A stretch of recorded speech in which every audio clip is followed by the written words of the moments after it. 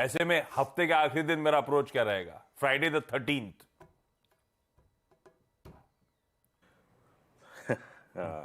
शुभ है कितना दिन देखिए, 151 अंक नीचे एसजीएस निफ्टी है, और क्या चाहिए, है ना?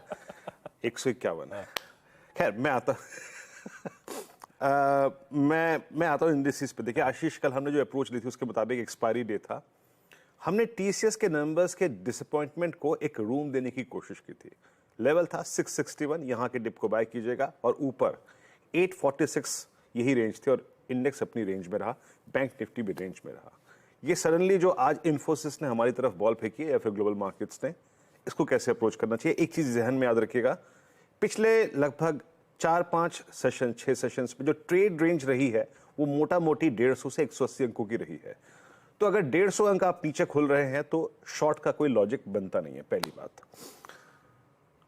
हमने पिछले 5 दिन में जितना भी होमवर्क किया मंडे से लेकर थर्सडे तक का, उसका इंपैक्ट ये था कि हमारे पास एक बहुत स्ट्रांग बेस था आशीष, 19,500 से लेकर 680 के बीच में, 690 के बीच में। अगर हम उसको बेस को वॉलेट कर दें तो चीजें खराब होंगी, और नहीं वॉलेट करेंगे तो खराब नहीं होंगी। क्योंकि दो चीजें और हैं, याद रखिएगा, इन्फोसिस और ग्लोबल मार्केट के सिवा, वो है रिलायंस और एचडीएफसी बैंक की स्टेबिलिटी, जिसने कल हमको कोलैप्स होते हुए आईटी के अगेंस्ट मजबूत रखा। ये दोनों डे हाई के आसपास बंद हुए।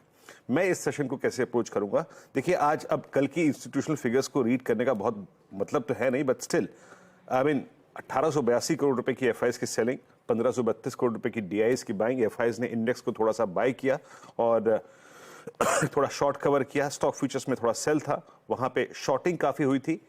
कल आईटी में एफआईज की तरफ से काफी शॉर्टिंग हुई है। तो ये था इंस्टीट्यूशनल डेटा।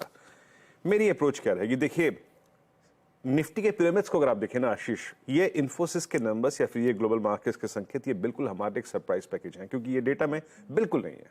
आप देखिए 19,900 पे 20,000 पे कॉल राइटर्स थे, 19,800 पे और 800 पे पुट और कॉल में एक स्ट्रगल था, फाइट था कि बाजार यही रहेगा, और 19,700 पे स्ट्रॉन्ग पुट राइटर्स थे। कल का डेटा ये कह रहा था। पिरामिड्स को तो डॉक्टर साहब दिखा दीजिए, अदरवाइज आगे चलेंगे। और ट्रेड जोन था हमारा 19,700 और 19,900 के बीच में। तो मेरी अप्रोच क्या रहेगी? ये देखिए आशीष, एक फाइट थी 19,800 पे की। We will spend some time here. याद रखिएगा बेस वन डोमिनेट हमने किससे किया है? देखिए 2 डेली चार्ट्स पे कैंडल है जिसने हमको इस ट्रैजेक्टरी में लाके छोड़ा था, और उनका हाई प्लस उनका जोन है 19,685, 10 डे में, 20 डे में और 640। जब तक इसके ऊपर है शॉर्टिंग का कोई तर्क नहीं है, मन नहीं है। इसके ऊपर हमारा ट्रेड चैनल रहेगा range bound, 640 base, 840 resistance, buy dip exit. 640 के नीचे अगर सस्टेन हो जाए तो फिर बाजार कमजोर हो जाएगा, थोड़ा कोलैप्सिंग मोड में आ जाएगा। तो बेस 1 तक बाय ऑन डिप, इसके नीचे कमजोरी, लॉन्ग अटेम्प्ट मत कीजिएगा। और जो भी ट्रेड इस रेंज में ले, प्लीज 840 905 के जोन में RS1 के आसपास एग्जिट कर जाइए। बैंक निफ्टी आज इन तमाम दिक्कतों से मेरे ख्याल से एक शेड बेटर रहेगा बिकॉज ऑफ एचडीएफसी बैंक और कल का डेटा। कल का डेटा कह रहा था कि मैं रेंज बाउंड रहूंगा। पिरामिड्स आपके स्क्रीन पे आएंगे आशीष, 44,500, 600, 700, 800 ह्यूज कॉल राइटर्स। वो देखिए ब्लू कैंडल्स, बड़ा कॉल राइटर 45,000 पे, 44,500 पे पुट राइटर, उसके बाद 300 पे, 200 पे, 400 पे, 300 पे आपका 100 डे में है। तो अभी भी बैंक निफ्टी को शॉर्ट करने का मेरा तर्क नहीं है, एचडीएफसी बैंक के मद्देनजर जो कल 20 डे में पे क्लोज हुआ। Base 1 buy the dip, exit RS1।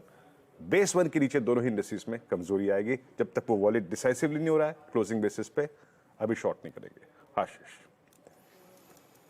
ये रही आज की फ्राइडे की निफ्टी बैंक की अप्रोच आपकी स्क्रीन पे। आप क्विकली